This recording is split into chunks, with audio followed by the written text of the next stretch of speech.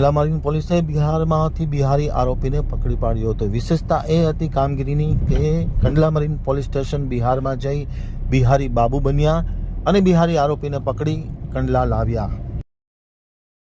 Kandla marine પોલીસે બિહારી બાબુ બની છેલ્લા 5 વર્ષથી એનડીપીએસના અલગ અલગ ગુનામાં નાસ્તા ફરતા આરોપીને બિહારથી પકડ્યો।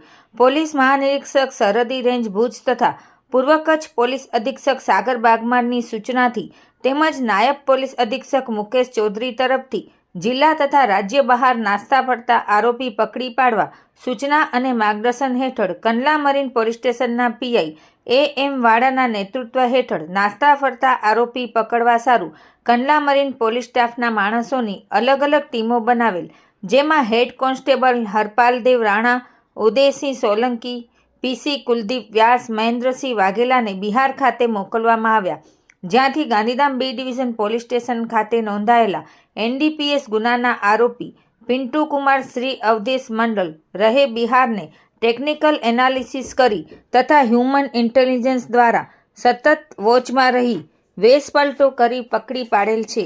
આ કામગીરીમાં કંડલા મરીન PI AM વાડા તથા પોલીસ સ્ટેશનનો સ્ટાફ જોડાયો હતો।